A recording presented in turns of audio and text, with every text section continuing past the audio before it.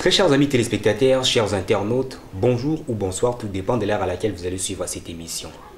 Nous sommes à Kinshasa, capitale de la République démocratique du Congo.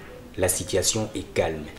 La situation est calme après cette tentative coup d'État qui a failli avoir lieu en République démocratique du Congo.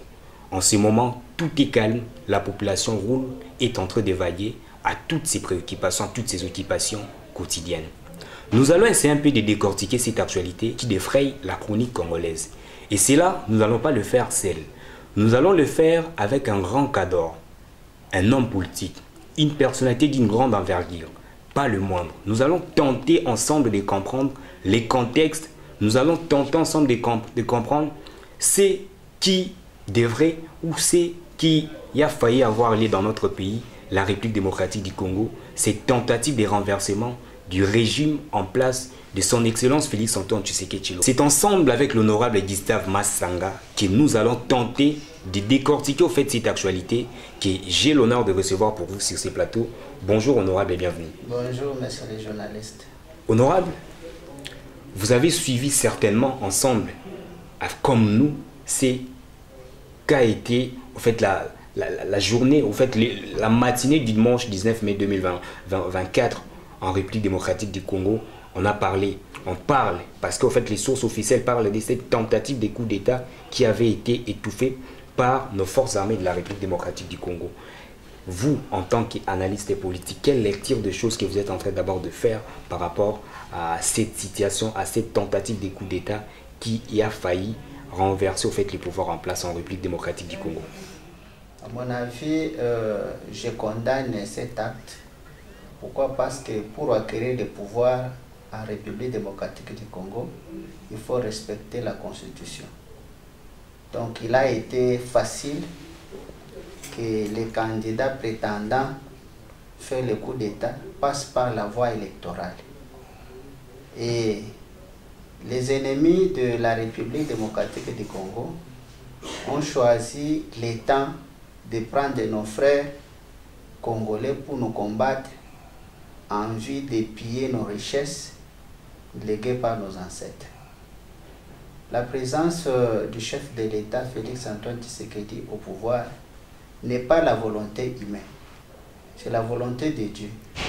C'est ainsi que ceux ou celles qui se mettent, qui complotent contre son régime, seront sanctionnés dans les jours à venir par la volonté divine. Et nous les soutenons et nous demandons que ces cadeaux que Dieu nous a donnés puissent léguer de bonnes initiatives, changer la mentalité des Congolais, parce qu'à tout moment, il interpelle la population au bon sens. Bien que nos frères congolais cherchent à déstabiliser les institutions, vous savez que pour libérer le peuple congolais, il suffit de faire beaucoup de sacrifices.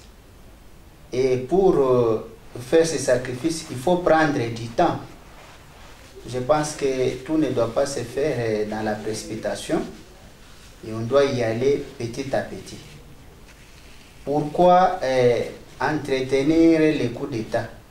Parce que ça, ce n'est pas la première fois que les ennemis de la RDC tentent de faire leurs aventures. Ils le font. Pourquoi? Parce que nous sommes infiltrés à tous les niveaux. Et cette infiltration-là doit interpeller tout Congolais, partout où ils sont, dans les pays, dans les provinces et dans tous les périphéries de notre pays. C'est-à-dire, il doit y avoir une coordination. Oui.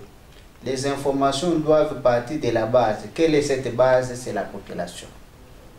La population doit collaborer bien avec les chefs de quartier, les chefs de riz, les bourgmestres, les maires de la ville, les forces armées, les forces de sécurité, l'ANR. Donc on doit faire un tout. C'est-à-dire on ne doit pas faire quelque chose sans que ces services soient informés. Et c'est là nous félicitons la bravoure de nos forces armées de la République, les FARDC, à qui je remercie pour leur bonne volonté de sauvegarder l'intérêt supérieur de la population et que nous demandons de continuer à être fidèles au chef de l'État, qui est le garant de la nation, et que nous demandons également au chef de l'État de faire son mieux pour améliorer les conditions de ces vaillants soldats, d'améliorer les conditions du paisible population, et de telle sorte que tous unis devant notre pays et devant la Constitution de la République, nous puissions défendre notre intérêt et limiter tout détracteur, c'est-à-dire les pays voisins, les pays occidentaux, qui veulent balkaniser notre pays, Oui. pour qu'ils ne puissent pas avoir l'occasion de morceler ou de récupérer même pas 1 mètre de notre territoire national. C'est-à-dire nous devons sauvegarder l'intégrité territoriale. Nous devons garantir à notre population une vie heureuse en faisant du bon travail. C'est-à-dire, si cette coordination marche de pair, je pense qu'il n'y aura pas d'inquiétude. Et le chef de l'État doit être rassuré que des millions de populations sont derrière lui parce qu'ils sont conduits par l'Esprit Saint et c'est lui qui va faire sortir cette population dans la misère qui a daté plus de 30 ans. Et je pense que son gouvernement qui va venir dans les jours proches et les différentes institutions vont accompagner cette bonne volonté à la réussite. Nous prenons la réussite et non jamais l'échec. Je pense que le chef de l'État est là et son mandat va produire de bons fruits pour tout Congolais. D'accord. Merci. Merci beaucoup, honorable, par rapport à votre réponse. Donc, s'il faudra être un peu clair pour expliquer au fait à la population, honorable a sengi na bino population, beaucoup collaborer, na bala police, beaucoup collaborer na bato en air, ko pèse information à chaque fois que vous allez komona, bato vous allez ko suspecter, honorable a pesi longo na mapinga pour intervention basela qui rapide pour na kotia maboko na bato baluka iko sala coup d'état na kati mboka. Puis honorable alakisi était bokonza Félix Antoine Tshisekedi Tshilombo ezali bokonzi utaki pa nzambe alakisi était voya malamu ezalite na kati ya banduki koza monduki pona kobotola koza bokonzi na kati ya mboka na biso kolandisa maboko likunzi to pe constitution mboka na biso. Alors honorable, restons toujours dans cette actualité liée à la tentative de coup d'état. Pourquoi seulement en ce moment où parlons en fait d'une gronde au sein de l'Union sacrée de la nation, où les gens sont en train de se disputer par rapport à la composition du bureau définitif de l'Assemblée nationale, que cet événement vient d'avoir lieu dans notre pays. Vous devez savoir que les mécontents existent toujours. Surtout qu'il y a les partages des bitins. Vous devez savoir que le présidium de l'Union sacrée a créé au moins une frustration au sein du président des regroupements des partis politiques en tenant compte de leur poids politique. Il s'est avéré que la désignation des membres des bureaux définitifs et des bureaux qui ne sont pas passés par les primaires ont frustré plusieurs députés nationaux. Okay. Et c'est ce qui a fait que, à ce stade-là, que l'Assemblée nationale est allée des reports en report. Pourquoi? Parce qu'il n'y avait pas les ententes. C'est ainsi que les garants de la nation a préféré inviter le vendredi passé tous les députés nationaux pour poser la question pourquoi il y a blocage. Et nous avons compris que à cette invitation, le chef de l'État avait déjà l'information, mais pas par la voie directe des parlementaires, mais par des messages qui venaient de partout. Pourquoi? Parce que le partage des postes n'avait pas respecté les consignes, c'est-à-dire la représentativité du pays, parce que le pays est divisé en plusieurs zones. Oui. La Grande Orientale n'était pas représentée. Et les femmes aussi n'étaient pas représentées. Oui. C'est cette interpellation qui a fait que le chef de l'État donne l'instruction au présidium de l'Union sacrée de se réunir immédiatement et étudier quels sont les poids politiques qui existent dans l'Union sacrée et quelles sont les provinces qui ne sont pas représentées pour que les partages soient équitables, de telle sorte que si les partages sont équitables, il n'y aura plus de frustration. C'est ça la raison qui a fait que aujourd'hui nous attendons déjà une suite favorable par rapport à ces partages-là, à cette répartition, qui va maintenant permettre le décollage et l'installation du bureau définitif de l'Assemblée nationale. Voilà, on va revenir par rapport à ces sujets liés aux élections au sein du bureau définitif de l'Assemblée nationale. Parlons d'abord de cette actualité. Est-ce que le fait de viser la résidence de Vital Kamerhe, le fait de viser la résidence de Jean-Pierre Bemba, le fait également de viser la résidence de la première ministre, Madame Judith Toulouka Soumouinia, par ces assaillants, par ces rebelles qui ont été appréhendés par les forces armées congolaises, est-ce qu'une manière de salir l'image, la réputation peut-être de son excellence Félix-Antoine Tshisekedi Tshilombo? Quant à cela, je ne vois pas en quoi je peux répondre à cette question. Parce que Jean-Pierre Bemba, Vital Kamerhe, Judith Toulouka Soumouinia sont des personnalités clés de notre pays qui sont proches du chef de l'État. Oui, le fait peut-être de viser leur résidence, ça montre quand même plus forte raison qu'on visait déjà leur élimination physique. Non, mais ça, ce sont les faits à condamner. Oui. Nous, en tant que politique, hein, pour attaquer un parent, hein, on commence par ses enfants. Quand on chatue l'enfant, c'est pour provoquer les parents. Oui. Ce n'était qu'une simple provocation. Et cette provocation-là, il n'a pas eu lieu. Et nous, en tant qu'hommes politiques, nous condamnons cet acte. C'est pourquoi nous vous avons dit qu'il fallait recourir par les textes légaux, par la voie légale. Parce que ces personnalités qui ont été attaquées, hein, ils ont été, parmi eux, il y en a ceux qui ont été élus, il y en a ceux qui sont dans le gouvernement. Vous avez dit déjà le fait d'attaquer la résidence de Vital Kamerhe, c'est déjà attaquer indirectement son excellence Félix-Antoine Tshisekedi Tshilombo. Est-ce déjà un ballot d'essai? Oui, c'est pour voir comment le chef de l'État va réagir par rapport à cette attaque et voir pourquoi Kamerhe est soutenu comme président de l'Assemblée nationale. Mais la présence de Vital Kamerhe à ce poste a prouvé l'union de tous les députés de l'Union sacrée. Ce n'était pas une émanation du chef de l'État lui-même, oui, mais ce sont les députés qui ont consenti par la compétence et la personnalité de Vital Kamerhe, par son discours qui a séduit tous les députés, oui, lors du primaire, ainsi que tout le monde a préféré élire Vital Kamerhe. C'est pourquoi les gens qui ne voient pas l'avenir du pays pensent à la vie d'un individu. Alors que cette attaque-là n'est pas bonne. Pourquoi? Parce que Vital Kamerhe est parmi les bibliothèques, les sages de ce pays-ci.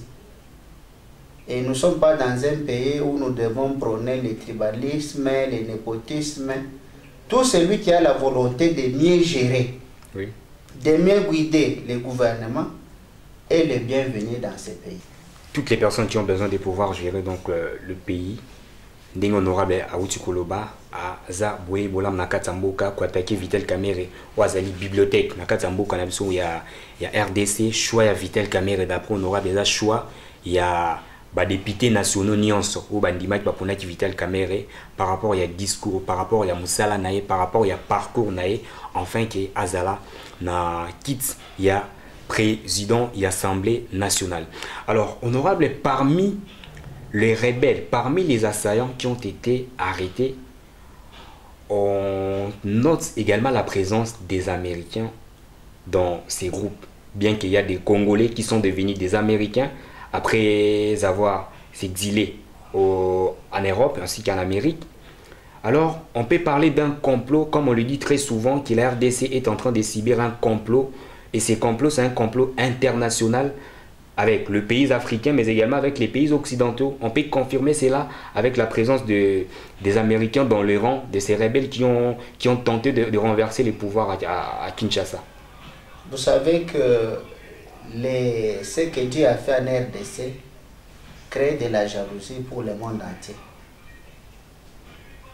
Tous ces gens, les assaillants qui viennent attaquer le pays, ne l'attaquent pas pour rien. C'est pour piller, tuer nos frères compatriotes congolais. La RDC, c'est un État indépendant. La RDC ne dépend pas d'un autre État. Je vous confirme que nous ne devons pas continuer à subir les principes de partenarialisme. Oui. C'est-à-dire nous devons chercher à devenir autonomes. Qu'est-ce qui nous manque au pays? Nous avons tout. Nous devons nous prendre en charge. Même si l'Amérique n'est pas là, la RDC va vivre. Ceux qui ont envie d'aller vivre en Amérique ou en Europe, ce sont eux qui vont plier leurs doigts pour aller les supplier. Nous devons prendre nos responsabilités en tant que natifs de la RDC, en tant qu'élus de la RDC, et dire à la population, parce que la plupart de nos confrères ont envie d'aller vivre en Amérique et tout ça, et laisser tout ce qu'on a ici dans notre pays. Nos frères sont tués grâce à nos minéraux. Pourquoi ne pas mettre une barrière, mettre fin à ces pratiques? Pourquoi ne pas dire à ceux qui nous attaquent de quitter notre pays?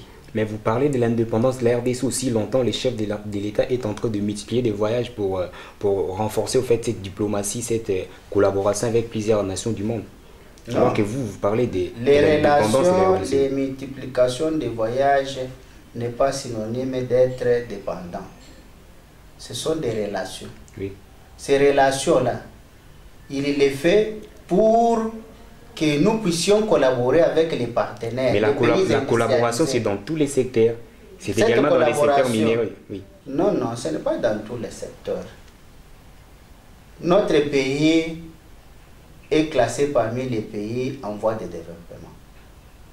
Les États-Unis d'Amérique, l'Europe, les Asiatiques oui. sont déjà des pays avancés. Qu'est-ce que le chef de l'État veut à ça?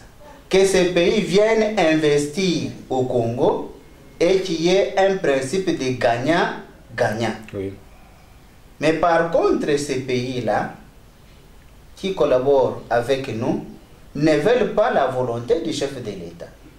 Ils veulent gagner plus que la RDC. Et c'est à ces principes-là qu'il n'y a pas les accords. Donc nous ne serons pas là seulement pour acclamer, mais le chef de l'État a signé un engagement avec tout pays qui veut exploiter au Congo de faire les principes de gagnant-gagnant. Oui. 50-50. Si vous prenez 50, la RDC aussi doit prendre 50. Et que la population de la RDC trouve réellement que cette richesse qu'on dit que la RDC est plus riche en minéraux, plus riche en ressources naturelles, que la population sente réellement que nous avons nos richesses, nous allons aussi l'exploiter et nous allons vivre.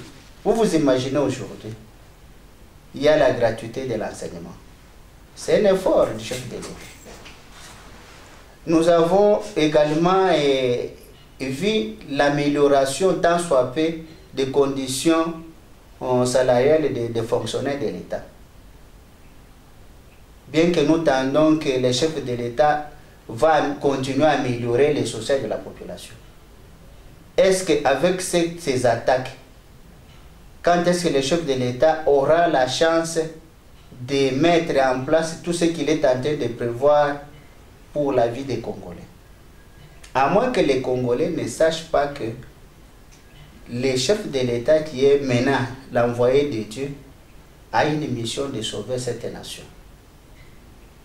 Parce que dans la solution par exemple, de sauver cette nation, oui, il y a d'abord le problème de manger.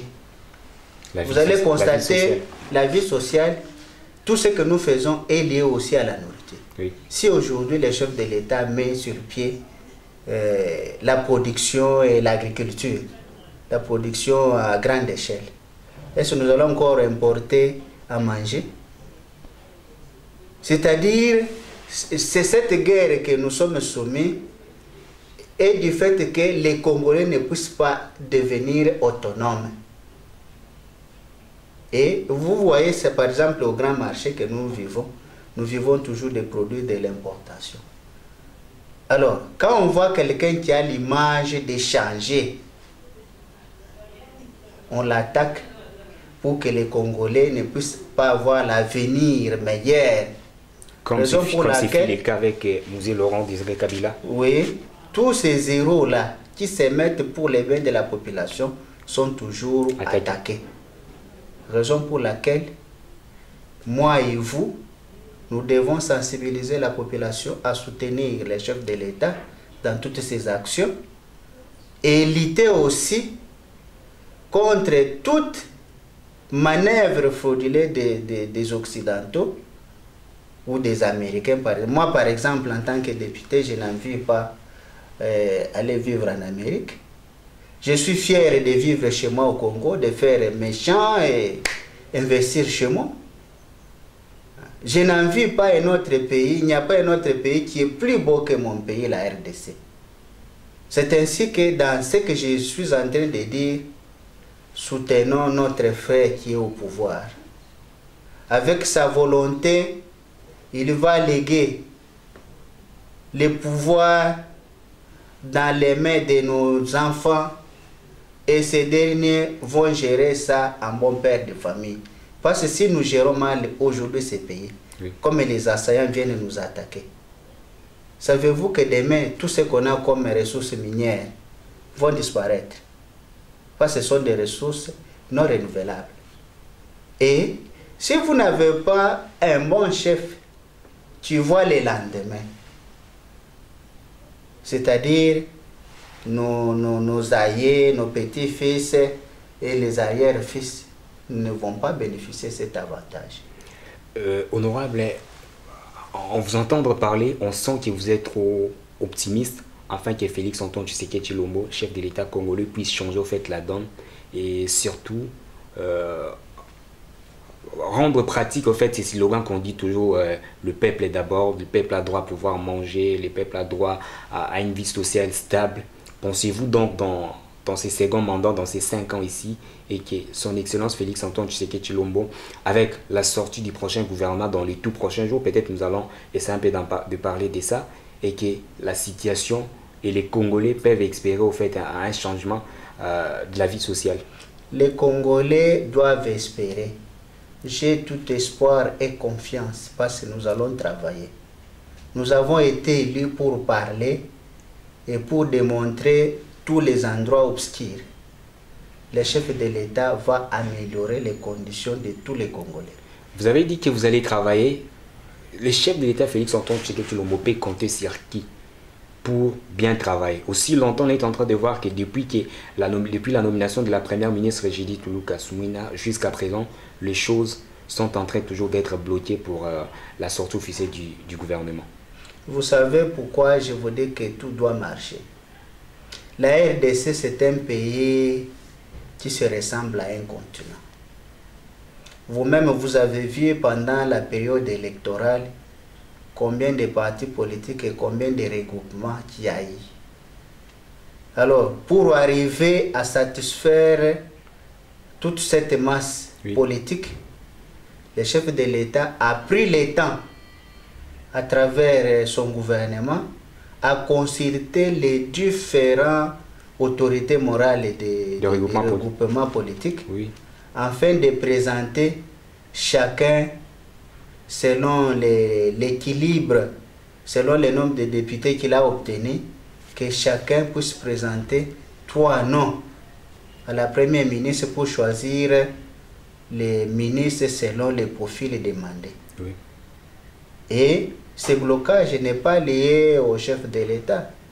Le blocage est lié aux autorités morales des partis politiques. Donc c'est un blocage interne au niveau de l'Union sacrée. C'est un blocage lié au niveau des autorités morales des partis politiques. Donc, cette tâche-là ne doit pas être liée au chef de l'État, parce que lui avait déjà donné l'ultimatum, et je pense que le gouvernement va sortir.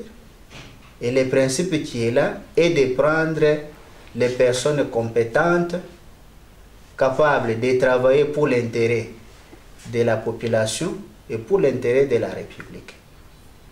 Je pense que d'ici là, et comme tout est déjà au clair, d'ici là, le gouvernement sera là et il va se mettre au travail pour répondre aux desiderata de la population et faire marcher ce qui n'a pas marché hier. Bien, faire marcher ce qui n'a pas marché hier, c'est donc le souhait et le souhait de tout le peuple congolais qui veulent en fait voir le changement à la tête de notre pays, la République démocratique du Congo. Honorable, on va essayer un peu de parler un peu de vous. Qui êtes-vous? Qu'avez-vous déjà fait? Qu'est-ce que vous comptez faire? Qui est l'honorable Gustave? Vraiment. L'honorable Gustave Massanga est fils de Kapenga Georges et de Mwabi Julien, né dans les territoires de Lubao le 14 avril 1980. J'ai fait mes études primaires dans les territoires de Lubao.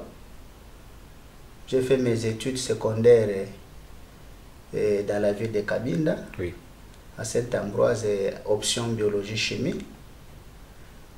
Je suis diplômé en biologie-chimie. Je suis également ingénieur agronome, département de phytotechnie. Ingénieur Gustave a été enseignant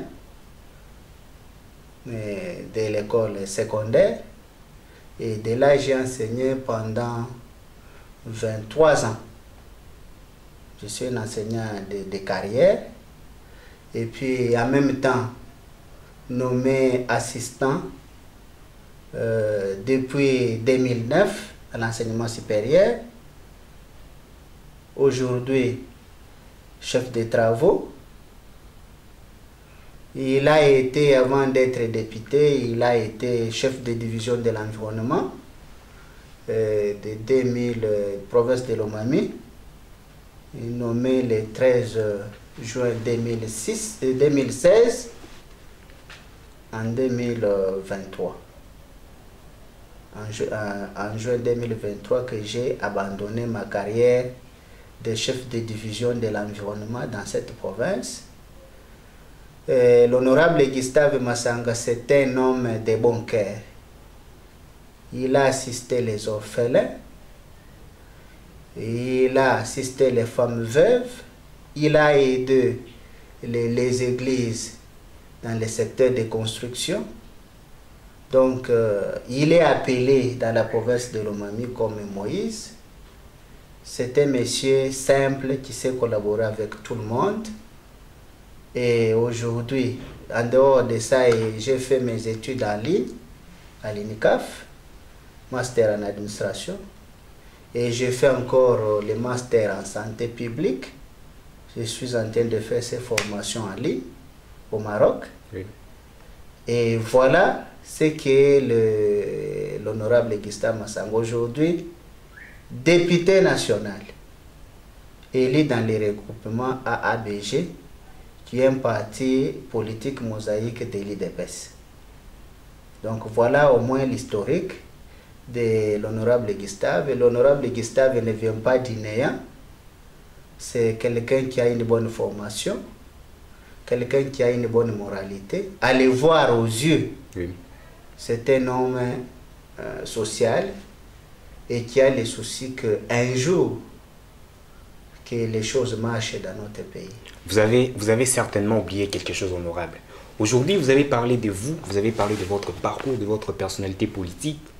Demain ou après-demain, honorable Gustave peut devenir peut-être ministre. Vous n'avez pas dit si vous êtes des pères et des mères, peut-être votre nationalité sera l'objet de la toile une fois ministre dans ces pays.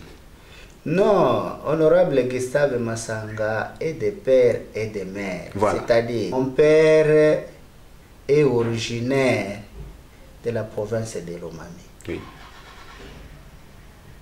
Ma mère est originaire de la province de Lomami. Moi, je suis 100% congolais. Et si tu vois la configuration de mon territoire, je suis presque au milieu de la RDC.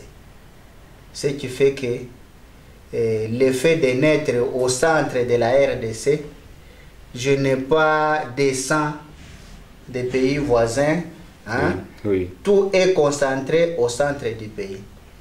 C'est-à-dire, je suis des pères et des mères. Je suis formé dans notre pays, la RDC, et j'aime mon pays. Voilà. Honorable Gustave Massanga, élu de la province du Olomami.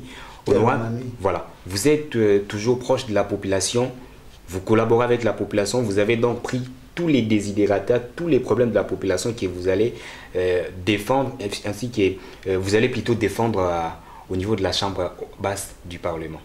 Oui, le problème de la population est au cœur.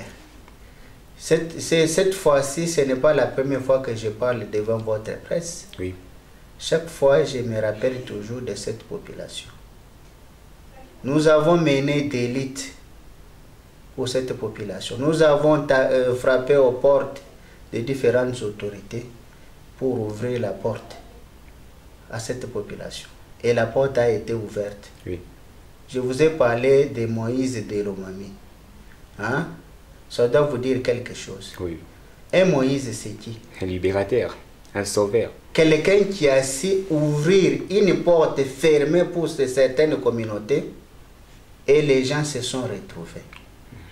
Donc, nous, notre problème, c'est quoi? C'est de voir cette population de la RDC comme député national. Nous n'avons pas de parti pris. De défendre tout le monde de la même manière. C'est-à-dire, quand il y a nécessité de dire la vérité, on le dit en face. Parce que nous sommes appelés à défendre notre population. Donc, la situation, par exemple, de l'amélioration des conditions sociales et des agents et fonctionnaires de l'État sera au menu de nos débats au niveau de l'Assemblée nationale et au niveau du gouvernement de la RDC. Parce que si aujourd'hui, les conditions salariales d'un enseignant sont améliorées. Par exemple, je donne un exemple. Si un huissier arrive à avoir 1/10% des salaires d'un député national, ça ne serait pas une amélioration. Effectivement, une amélioration. Et vous devez savoir que nous avons créé, les députés touchent 33 000, 21 000 dollars. En fait, ce n'est pas ça la réalité. C'est quoi la réalité? La réalité, les députés touchent moins de 6 000 dollars comme émolument. Ok. Mais dans les réseaux sociaux, c'est par exemple comme on fait les prévisions budgétaires, on avance des montants. Oui. Mais ces montants ne passent pas par exécution. Oui. Ce sont des choses qui viennent par les parcours. Alors c'est pour vous dire qu'à la population, de se mettre de mener cette élite pour que les conditions de vie puissent s'améliorer. Voilà. Honorable Gustave Massanga, on est arrivé presque à la fin de cette émission. Votre dernier mot à votre population, ainsi qu'un dernier mot à la population congolaise en général et pourquoi pas au gouvernement congolais. Les derniers mots que je dois avancer devant votre micro, je demande à toute la population d'être unis. J'ai besoin que tous les Congolais puissent être Unis de former une coordination d'information ou de formation pour protéger notre richesse, la RDC que nos ancêtres nous ont léguée, et aussi soutenir toutes les actions du chef de l'État. Et aussi demander à nos forces armées, les FARDC, la police, les services de sécurité, d'augmenter la vigilance et d'être prêt à écouter la population qui amène les informations sans les effrayer. Parce que souvent la population gère les informations en ayant peur d'être arrêtée. Donc c'est un point que je demande vraiment à tous les services concernés, surtout au ministère de l'Intérieur, de prendre en compte tous ces éléments-là, afin de permettre une bonne communication. Quand on a l'information à temps, on prend aussi les dispositions à temps. Notre pays est infiltré partout, même dans nos quartiers. Que les contrôles des hôtels et des résidences des différentes villes de la RDC se fassent comme ça se faisait à l'époque, pour connaître qui est entré aujourd'hui et qui est sorti. C'est un grand travail. Donc, si ce contrôle est fait partout dans les quartiers et qu'on sait identifier les entrants et les sortants, je pense qu'aucune information ne va échapper à notre gouvernement. Et je soutiens totalement toutes les actions du chef de l'État, Antoine Félix Tshisekedi, et je réitère que le nouveau gouvernement qui va venir va répondre aux besoins socio-économiques de la population et booster le développement tant attendu en République démocratique du Congo. Voilà les derniers mots que je dois donner. Je m'appelle Honorable Gustave Massanga Kapenga, élu de la circonscription électorale de Lubao, province de Lomami. Mesdames, mesdemoiselles et messieurs, très chers amis téléspectateurs, nous sommes arrivés donc à la fin de cette émission. L'honneur était pour nous de recevoir l'honorable, le député national Gustave Massanga, élu de la province de Lomami. En fait, vous avez suivi ensemble avec nous l'actualité. Vous avez suivi l'intervention de l'honorable par rapport à ces sujets d'actualité qui est en train de défrayer la chronique congolaise, les sujets liés aux tentatives de renversement du régime en place. On va donc se retrouver avec vous dans le prochain numéro pour parler encore d'autres sujets d'actualité, pour parler encore d'autres sujets qui sont en train de défrayer la chronique congolaise. On se retrouve donc au prochain numéro.